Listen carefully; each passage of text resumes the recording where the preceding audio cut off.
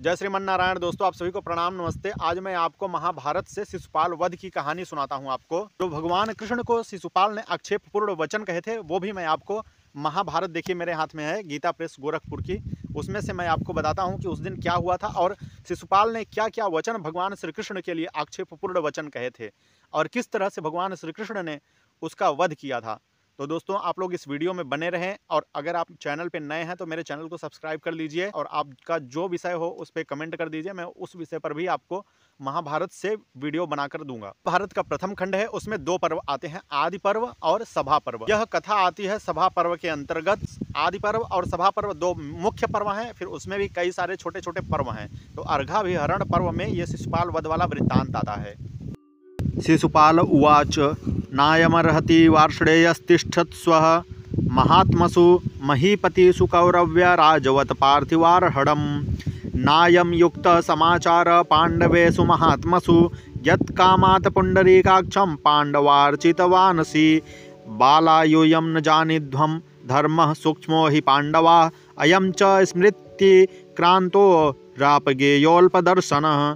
शिशुपाल कहते हैं कि कौरव यहाँ इन महात्मा भूमिपतियों के रहते हुए यह वृषणवंशी कृष्ण राजाओं की भांति राजोचित पूजा का अधिकारी कदापि नहीं हो सकता।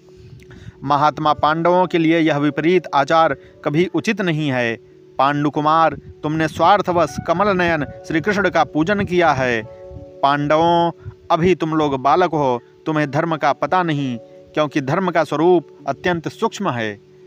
ये गंगानंदन भीष्म बहुत बूढ़े हो चुके हैं, अब इनकी स्मरण शक्ति जवाब दे चुकी है, इनकी सूझ और समझ भी बहुत कम हो गई है। अर्थात तभी इन्होंने श्री कृष्ण को पूजा सम्मत की आज्ञा दी है। त्वादृशो धर्मयुक्तो हि कुर्वाणः प्रियकाम्यमया भवत्यभ्यधिकं भीष्म लोकेष्वमवतः सताम। भीष्म, तुम्हारे जैसा धर्मात्मा पुरुष भी जब मनमाना अथवा किसी का प्रिय करने के लिए मुंह देखी करने लगता है तब वह साधु पुरुषों के समाज में अधिक अपमान का पात्र बन जाता है। यह सभी जानते हैं कि यदुवंशी कृष्ण राजा नहीं है, फिर संपूर्ण भूमिपालों के बीच तुम लोगों ने जिस प्रकार इसकी पूजा की है वैसी पूजा का यह अधिकारी कैसे हो सकता है।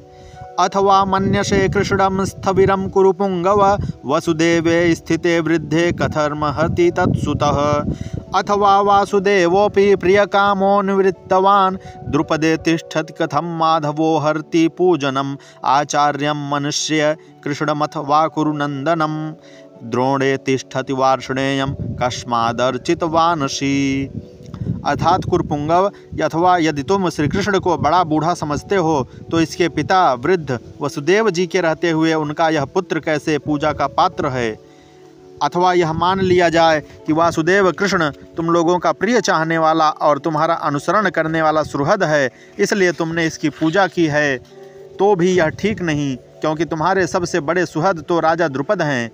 उनके रहते यह माधव पूजा पाने का अधिकारी कैसे हो सकता है। कुरुनंदन, अथवा यह समझ लें कि तुम कृष्ण को आचार्य मानते हो, फिर भी आचार्यों में भी बड़े बूढ़े द्रोणाचार्य के रहते हुए इस यदुवंशी की पूजा तुमने क्यों की। ऋत्विजं मन्यसे कृष्णमथ वा कुरुनंदन द्वैपायने स्थिते वृद्धे कथम कृष्णोर्चितस्त्वया। कुरुकुल को आनंदित करने वाले युधिष्ठिर, अथवा यदि यह कहा जाए कि तुम कृष्ण को अपना ऋत्विज समझते हो तो ऋत्विजों में भी सबसे वृद्ध द्वैपायन वेद व्यास के रहते हुए तुमने कृष्ण की अग्र पूजा कैसे की। राजन, शांतनुनंदन भीष्म पुरुष शिरोमणि तथा स्वच्छंद मृत्यु हैं, इनके रहते तुमने कृष्ण की अर्चना कैसे की। कुरुनंदन युधिष्ठिर, संपूर्ण शास्त्रों के निपुण विद्वान वीर अश्वत्थामा के रहते हुए तुमने कृष्ण की पूजा कैसे कर डाली। दुर्योधने च राजेन्द्रे स्थिते पुरुषोत्तमे कृपे च भारताचार्ये कथम कृष्णस्वत्ययार्चितः द्रुमं किं पुरुषाचार्यमतिक्रम्य तथार्चितः भीष्म के चैव दुर्धर्षे पाण्डुवत् कृतलक्षणे नृपे च रुक्मिणी श्रेष्ठे एकलव्ये तथैव च शल्ये मद्राधिपे चैव कथम कृष्णस्वत्ययार्चितः। पुरुष प्रवर राजाधिराज दुर्योधन और भरत वंश के आचार्य महात्मा कृप के रहते हुए तुमने कृष्ण की पूजा का औचित्य कैसे स्वीकार किया। तुमने किम पुरुषों के आचार्य द्रुम का उल्लंघन करके कृष्ण की अग्र पूजा क्यों की? पांडु के समान दुर्धर्ष वीर तथा राजोचित शुभ लक्षणों से संपन्न भीष्मक, राजा रुक्मी और उसी प्रकार श्रेष्ठ धनुर्धर एकलव्य तथा मद्रराज शल्य के रहते हुए तुम्हारे द्वारा कृष्ण की पूजा किस दृष्टि से की गई? भारत, ये जो अपने बल के द्वारा सब राजाओं से होड़ लेते हैं, विप्रवर परशुराम जी के प्रिय शिष्य हैं तथा जिन्होंने अपने बल का भरोसा करके युद्ध में अनेक राजाओं को परास्त किया है, उन महाबली कर्ण को छोड़कर तुमने कृष्ण की आराधना कैसे की? नैव त्विर्ग नव्यचाचार्यो न राजा मधुसूदन अर्चितश्च कुरु श्रेष्ठ किमन्यत् प्रिय काम्यया। हे कुरुश्रेष्ठ, मधुसूदन कृष्ण न तो ऋत्विज हैं, न आचार्य हैं और न राजा ही हैं, फिर तुमने किस प्रिय कामना से इसकी पूजा की? अथवाभ्यर्चनीयोऽयं युष्माकं मधुसूदन किं राजाभिरीहानि तैरवामानाय भारतः। भारत, अथवा यदि यह मधुसूदन ही तुम लोगों का पूजनीय देवता है, इसलिए इसकी ही पूजा तुम्हें करनी थी, तो इन राजाओं को केवल अपमानित करने के लिए बुलाने की क्या आवश्यकता थी? वयं तु न भायाद्यस्य कौन्तेयस्य महात्मना प्रयच्छाम करान सर्वे न लोभान्न च सांत्वनात्। राजाओं, हम सब लोग इन महात्मा कुंती नंदन युधिष्ठिर को जो कर दे रहे हैं वह भय, लोभ अथवा कोई विशेष आश्वासन मिलने के कारण नहीं। हमने तो यही समझा था कि यह धर्माचरण में संलग्न रहने वाला क्षत्रिय सम्राट का पद पाना चाहता है, तो अच्छा ही है, यही सोचकर हम उसे कर देते हैं। परंतु यह राजा युधिष्ठिर हम लोगों को नहीं मानता है। युधिष्ठिर, इससे बढ़कर दूसरा अपमान और क्या हो सकता है कि तुमने राजाओं की सभा में जिसे राजोचित चिन्ह, छत्र, चमर आदि प्राप्त नहीं हुआ है, उस कृष्ण की अर्घ्य के द्वारा पूजा की है। धर्मपुत्र युधिष्ठिर को अकस्मात ही धर्मात्मा होने का यश प्राप्त हो गया है, अन्यथा कौन ऐसा धर्मनिष्ठ पुरुष होगा जो किसी धर्मच्युत की इस प्रकार पूजा करेगा? योऽयं वृषणकुले जातो राजानां हतवान पुरा जरासंधं महात्मान मन्यायेन दुरात्मवान। वृषणकुल में पैदा हुए इस दुरात्मा ने तो कुछ ही दिन पहले महात्मा राजा जरासंध का अन्यायपूर्वक वध किया है। अद्य धर्मात्मता चैव व्यपकृष्टा युधिष्ठिरात् दर्शितं कृपणत्वं च कृष्णेर्घ्यस्य निवेदनात्। युधिष्ठिर का धर्मात्मापन दूर निकल गया, क्योंकि इन्होंने कृष्ण को अर्घ्य निवेदन करके अपनी कायरता दिखाई है। यदि भीताश्च कौन्तेया कृपणाश्च तपस्विन ननु त्वयापि बोद्धव्यं या पूजा माधवार्हसि। अब शिशुपाल ने भगवान श्री कृष्ण को देख कर कहा कि माधव कुंती के पुत्र, डरपोक, कायर और तपस्वी है। इन्होंने तुम्हें ठीक ठीक न जानकर यदि तुम्हारी पूजा कर दी, तो तुम्हें तो समझना चाहिए था कि तुम किस पूजा के अधिकारी हो। अथवा जनार्दन, इन कायरों द्वारा उपस्थित की हुई इस अग्र पूजा को उसके योग्य न होते हुए भी तुमने क्यों स्वीकार कर लिया? अयुक्तामात्मनः पूजां त्वं पुनर्बहु मन्यसे हविषः प्राप्य निस्यंद प्रासिता स्वेव निर्जने। जैसे कुत्ता एकांत में चूकर गिरे हुए थोड़े से हविष्य अर्थात घृत को चाट ले और अपने को धन्य धन्य मानने लगे, उसी प्रकार तुम अपने लिए अयोग्य पूजा स्वीकार करके अपने आप को बहुत बड़ा मान रहे हो। कृष्ण, तुम्हारी इस अग्र पूजा से हम राजाधिराजों का कोई अपमान नहीं होता, परंतु ये कुरुवंशी पांडव तुम्हें अर्घ देकर वास्तव में तुम ही को ठग रहे हैं। मधुसूदन, जैसे नपुंसक का ब्याह रचाना और अंधे को रूप दिखाना उनका उपहास ही करना है, उसी प्रकार तुम जैसे राज्यहीन की यह राजाओं के समान पूजा भी विडंबना मात्र ही है। दृष्टो युधिष्ठिरो राजा दृष्टो भीष्मश्च यादृश वासुदेवोप्ययं दृष्ट सर्वमेतद् यथा तथम। आज मैंने राजा युधिष्ठिर को देख लिया, भीष्म भी जैसे हैं उनको भी देख लिया, और इस वसुदेव कृष्ण का भी वास्तविक रूप क्या है यह भी देख लिया। उनसे ऐसा कहकर शिशुपाल अपने उत्तम आसन से उठकर कुछ राजाओं के साथ उस सभा भवन से जाने को उद्यत हो गया। जब शिशुपाल जाने लगते हैं तब राजा युधिष्ठिर शिशुपाल के समीप दौड़े गए और उसे शांतिपूर्वक समझाते हुए मधुर वाणी में बोले कि राजन, तुमने जैसी बात कह डाली है वह कदापि उचित नहीं है। किसी के प्रति इस प्रकार व्यर्थ कठोर बातें कहना महान अधर्म है।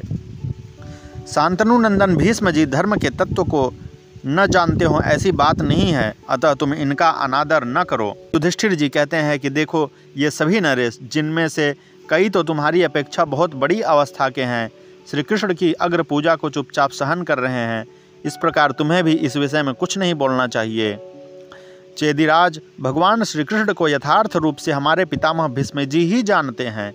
कुरुनंदन भीष्म जी को उनके तत्व का जैसा ज्ञान है वैसा तुम्हें नहीं है। फिर भीष्म जी कहते हैं कि धर्मराज, भगवान श्री कृष्ण ही संपूर्ण जगत में सबसे बढ़कर हैं। वे ही परम पूजनीय हैं। जो उनकी अग्र पूजा स्वीकार नहीं करता है उसकी अनुनय विनय नहीं करनी चाहिए। वह सांत्वना देने या समझाने बुझाने योग्य भी नहीं है। जो योद्धाओं में श्रेष्ठ क्षत्रिय, जिसे युद्ध में जीत कर अपने वश में करके छोड़ देता है, वह उस पराजित क्षत्रिय के लिए गुरुतुल्य पूज्य हो जाता है। राजाओं के इस समुदाय में एक भी भूपाल ऐसा नहीं दिखाई देता जो युद्ध में देवकी नंदन श्री कृष्ण के तेज से बढ़कर हो या उनके तेज से परास्त न हुआ हो। इस तरह भीष्म पितामह भगवान श्री कृष्ण के लिए समर्थन में वचनों को कहते हुए आगे कहते हैं कि महाबाहु श्री कृष्ण केवल हमारे लिए ही परम पूजनीय हो ऐसी बात नहीं है। ये तो तीनों लोकों के पूजनीय हैं। मैंने बहुत से ज्ञानवृद्ध महात्माओं का संग किया है। अपने यहाँ पधारे हुए उन संतों के मुख से अनंत गुणशाली भगवान श्री कृष्ण के असंख्य बहुसम्मत गुणों का वर्णन सुना है। जन्म से लेकर अब तक ने बुद्धिमान श्री कृष्ण के जो जो चरित्र बहुतेरे मनुष्यों द्वारा कहे गए हैं उन सबको मैंने बार बार सुना है। वे कहते हैं कि हम इनके यश, शौर्य और विजय को भली भांति जानकर इनकी पूजा कर रहे हैं। यहाँ बैठे हुए लोगों में से कोई छोटा सा बालक हो ऐसा नहीं है जिसके गुणों की हम लोगों ने पूर्णतः परीक्षा न की हो। वैश्यों में वही सर्वमान्य है जो धन धान्य में बढ़कर हो। केवल शूद्रों में ही जन्म काल को ध्यान में रखकर जो अवस्था में बड़ा हो उसको पूजनीय माना जाता है। श्री कृष्ण के परम पूजनीय होने में दोनों ही कारण विद्यमान हैं। और वे आगे कहते हैं कि वेद वेदांग विज्ञानम बलम चाभ्यधिकम तथा नृणाम लोके ही कोन्योस्ति विशिष्ट केशवादूते। इनमें वेद वेदांगों का ज्ञान तो है ही, बल भी सबसे अधिक है। और श्री कृष्ण के सिवा संसार के मनुष्यों में दूसरा कौन सबसे बढ़कर है। दान, दक्षता, शास्त्र ज्ञान, शौर्य, लज्जा, कीर्ति, उत्तम बुद्धि, विनय, श्री, धृति, तुष्टि और पुष्ट, ये सभी सद्गुण भगवान श्री कृष्ण में नित्य विद्यमान हैं। जो अर्घ्य पाने के सर्वथा योग्य और पूजनीय हैं, उन सकल गुण संपन्न श्रेष्ठ पिता और गुरु भगवान श्री कृष्ण की हम लोगों ने पूजा की है। अतः सब राजा लोग इसके लिए हमें क्षमा करें। इसके बाद युधिष्ठिर कहते हैं कि भीष्म पितामह जी से कि भगवान के पूर्ण चरित्र का हमें वर्णन सुनाइए। तो फिर यहाँ पे थोड़ी कथा लंबी हो जाती है कि भीष्म फिर राजा युधिष्ठिर को भगवान श्री कृष्ण के पूरे चरित्र का वर्णन सुनाते हैं। जिस तरह भगवान नारायण का अवतार लिए, जिस तरह वराह रूप धारण किए, आदि आदि बहुत सारी कथा कहते हैं। जो भगवान ने अवतार लिए हैं अब तक वो सारी कथाएं कही, और भगवान ने जो कृष्ण अवतार में जो बाल लीलाएं की है, जिन जिन असुरों का विनाश किया है, वो सब भीष्म पितामह भगवान की कथा को युधिष्ठिर जी को सुनाते हैं। तब भगवान के पक्ष में सहदेव जी बोलते हुए कहते हैं कि राजाओं, केसी दैत्य का वध करने वाले अनंत पराक्रमी भगवान श्री कृष्ण की मेरे द्वारा जो पूजा की गई है, उसे आप लोगों में से जो सहन न कर सके, उन सब बलवानों के मस्तक पर मैंने यह पैर रख दिया। मैंने खूब सोच समझ कर यह बात कही है। जो इसका उत्तर देना चाहे वह सामने आ जाए। मेरे द्वारा वह वध के योग्य होगा, इसमें संशय नहीं है। जो बुद्धिमान राजा हुए वे मेरे द्वारा की हुई आचार्य, पिता, गुरु, पूजनीय तथा अर्घ्य निवेदन के सर्वथा योग्य भगवान श्री कृष्ण की पूजा का हृदय से अनुमोदन करें। सहदेव ने महामानी और बलवान राजाओं के बीच खड़े होकर अपना पैर दिखाया था, तो भी जो बुद्धिमान एवं श्रेष्ठ नरेश थे उनमें से कोई कुछ न बोला। तो उस समय सहदेव के मस्तक पर फूलों की वर्षा होने लगी आकाश से, और साधु साधु कहकर उनके उत्साह की प्रशंसा होने लगी। और भगवान श्री कृष्ण की महिमा के ज्ञाता, भूत, वर्तमान और भविष्य तीनों कालों की बात बताने वाले, सब लोगों के सभी संशयों का निवारण करने वाले, संपूर्ण लोकों से परिचित देवर्षि नारद समस्त उपस्थित प्राणियों के बीच स्पष्ट शब्दों में बोले। जो मानव कमल नयन भगवान श्री कृष्ण की पूजा नहीं करेंगे वे जीते जी ही मृतक तुल्य समझे जाएंगे। ऐसे लोगों से कभी बातचीत नहीं करनी चाहिए। श्री कृष्ण पूजा फिर संपन्न हो गई और संपन्न हो जाने पर शिशुपाल ने क्रोध से अत्यंत लाल हो आंखें करके राजाओं से कहा, समस्त राजाओं से, भूमिपालों, मैं सबका सेनापति बनकर खड़ा हूँ। अब तुम लोग किस चिंता में पड़े हो? आओ हम सब लोग युद्ध के लिए सुसज्जित हो पांडवों और यादवों की सम्मिलित सेना का सामना करने के लिए डट जाएं।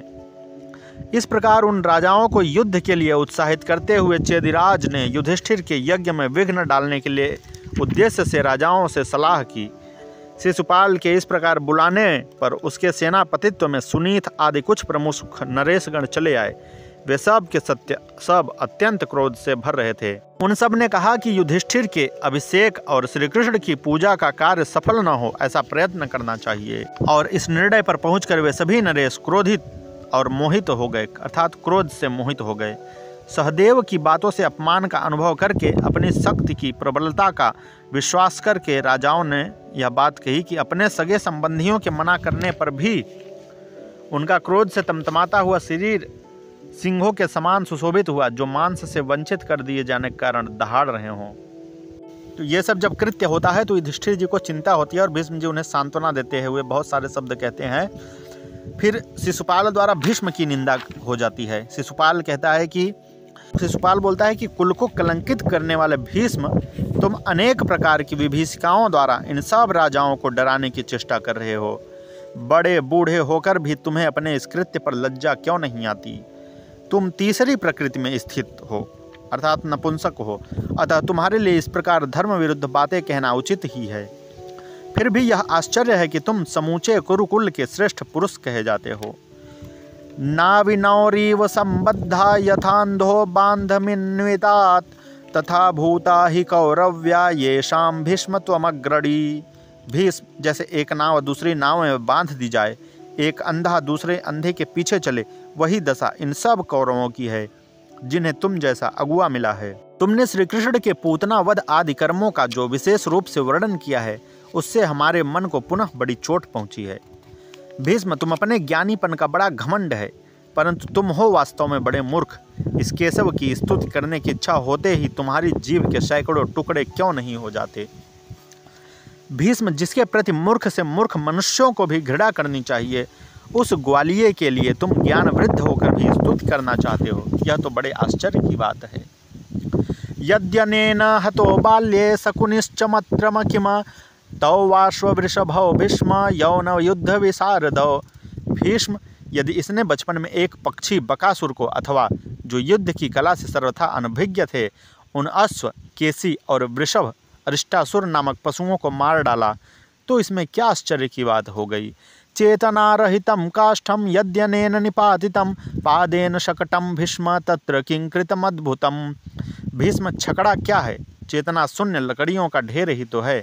यदि इसने पैर से उसको उलट ही दिया तो कौन सी अनोखी करामात कर डाली। आक के पौधों के बराबर 2 अर्जुन वृक्षों को यदि श्री कृष्ण ने गिरा दिया अथवा एक नाग को ही मार गिराया तो कौन बड़े आश्चर्य का काम कर डाला। भीष्म, यदि इसने गोवर्धन पर्वत को 7 दिन तक अपने हाथ पर उठाए रखा तो उसमें भी मुझे कोई आश्चर्य की बात नहीं जान पड़ती, क्योंकि गोवर्धन तो दीमकों की खोदी हुई मिट्टी का ढेर मात्र है। भीष्म, कृष्ण ने गोवर्धन पर्वत के शिखर पर खेलते हुए अकेले ही बहुत सा अन्न खा लिया। यह बात भी तुम्हारे मुंह से सुनकर दूसरे लोगों को ही आश्चर्य हुआ होगा, अर्थात मुझे नहीं। धर्मज्ञ भीष्म, जिस महाबली कंस का अन्न खाकर यह पला था उसी को इसने मार डाला। यह भी इसके लिए कोई बड़ी अद्भुत बात नहीं है। कुरुकुलाधम भीष्म, तुम धर्म को बिल्कुल नहीं जानते।